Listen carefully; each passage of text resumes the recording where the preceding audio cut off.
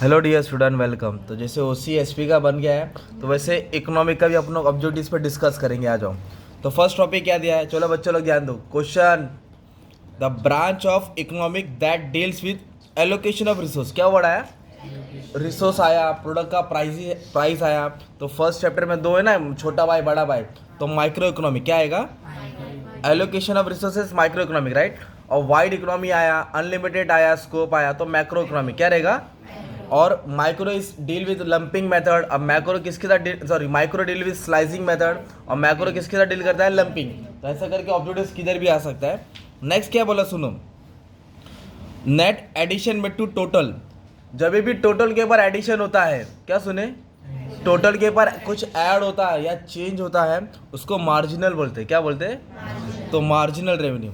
Net addition में to total revenue क्या बोलेंगे हम लोग? Marginal revenue. अभी इधर सिंबॉलिकली मतलब सिंबल बताने क्या है। फंक्शनल रिलेशनशिप बिटवीन डिमांड और प्राइस। किसका बोला है? डिमांड और प्राइस। तो डिमांड का रिलेशन क्या है? फंक्शन ऑफ प्राइस है। क्या है? तो फंक्शन ऑफ प्राइस मतलब क्या है? सी तो नहीं दिख रहा है, डी भी नहीं दिख रहा है, टी भी नहीं है। तो फंक्शन ऑफ प्राइस बोले तो फर्स्ट वाला क्या आएगा? फर्स्ट वाला। क्या? D X is equal to P function of price of X. अभी एक क्या क्वेश्चन है, in India national income committee establish, ये तुमको याद करना पड़ेगा। तो 1949 में स्टैब्लिश हुआ था। कभी स्टैब्लिश हुआ था? और आरबीआई कभी स्टैब्लिश हुआ था? 1935। कभी स्टैब्लिश हुआ था? 1935। अभी इधर बोला है marginal utility of commodity becomes negative. कल भी पढ़ाया था तुम लोगों को। मार्जिनल यूटिलिटी कब नेगेटिव होगा? जब टोटल यूटिलिटी क्या हो रहा है? फॉलिंग होता है। क्या होता है? जब टोटल यूटिलिटी गिरता है तो मार्जिनल नेगेटिव बनता है। क्या बनता है? और जब टोटल मैक्सिमम होता है तो मार्जिनल जीरो होता है। क्या होता है? तो ऐसा करके ऑब्जेक्टिव आएगा, राइट। अभी नेक्स्ट बोला ऑड मैन आउट। क्या बोला है? तो सबसे पहला फर्स्ट क्वेश्चन क्या दिया, पढ़ो। Types of elasticity of demand. तो एक इनकम इलास्टिसिटी होता है, राइट। एक क्रॉस इलास्टिसिटी होता है और एक प्राइस होता है, राइट। यूनिटरी पार्ट है, किसका पार्ट है? प्राइस का पार्ट है। बेसिकली इलास्टिसिटी डिमांड इनकम होता है, क्रॉस होता है, प्राइस होता है। प्राइस के अंदर पार्ट आता है ना। तो यूनिटरी इलास्टिसिटी डिमांड का पार्ट नहीं है, वो किसका पार्ट है? प्राइस इलास्टिसिटी का। तो आंसर क्या था? Unitary elastic. सेकंड वाला बताओ क्या है? Factor of production.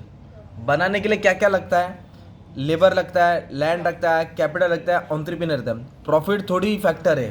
प्रॉफिट तो इनकम हो गया ना एक तरफ से, प्रॉफिट फैक्टर नहीं है।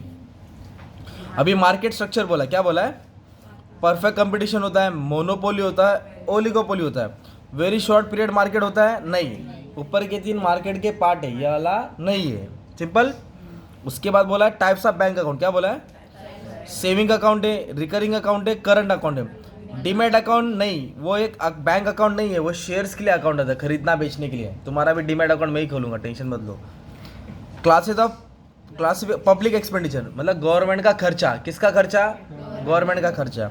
तो रेवेन्यू एक्सपेंडिचर होता है, कैपिटल एक्सपेंडिचर होता है, डेवलपमेंट एक्सपेंडिचर होता है। गवर्नमेंट तुम्हारे लिए घर के लिए दूध, चाय, शक्कर, चाय पत्ती खरीदता क्या? नहीं।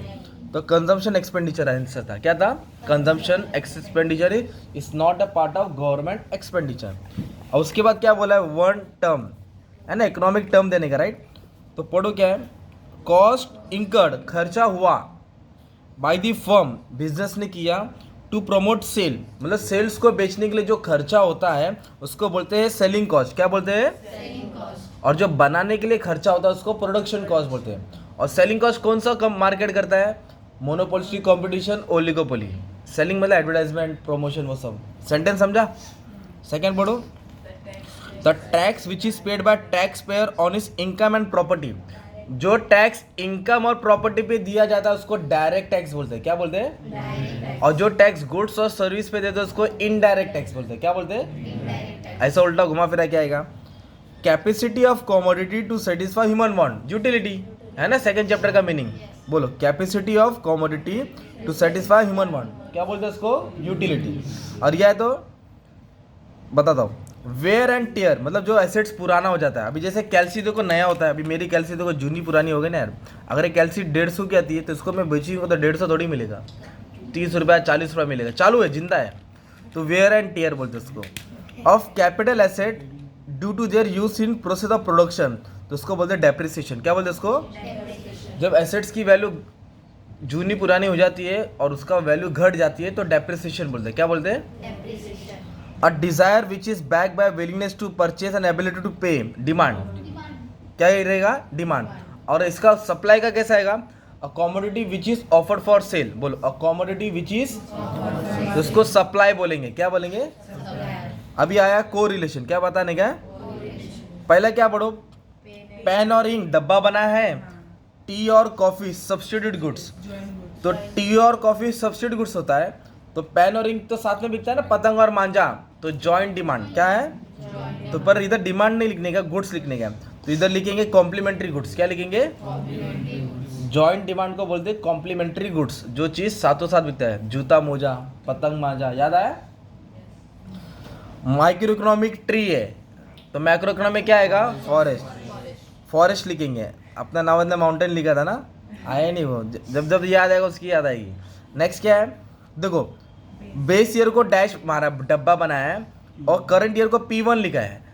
करंट ईयर को हमेशा P1 लिखने का और बेस ईयर को P0 लिखने का। क्या लिखने का? बेस ईयर को 0 से रिप्रेजेंट करते हैं इंडेक्स नंबर में। सप्लाई का अगर अपवर्ड जा रहा है तो डिमांड को किधर आएगा? डाउनवर्ड। किधर आएगा? अब इतना भी नहीं आएगा तो फिर कैसे चलेगा ना। और उसके बाद क्या बोला है? थियोरेटिकल डिफिकल्टी, ट्रांसफर पेमेंट होता है। तो वैल्यूएशन ऑफ इन्वेंट्री कौन सा होता है मालूम है क्या? प्रैक्टिकल। क्या होता है? नेशनल इनकम में दो प्रॉब्लम है, एक थियोरेटिकल है और एक प्रैक्टिकल है। तो इधर थियोरेटिकल था तो इधर आंसर आ जाएगा प्रैक्टिकल। क्या आ जाएगा? ये तुम्हारा 20 मार्क का ऑब्जेक्टिव है। कितना मार्क का? 20। अभी मैं ना नेक्स्ट लेक्चर में तुमको ये वाला समझा देता हूँ, कॉन्सेप्ट है डिस्टिंग्विश, ओके? इसमें कंटिन्यू नहीं करता हूँ, नेक्स्ट में तुमको मिल जाएगा। Thank you.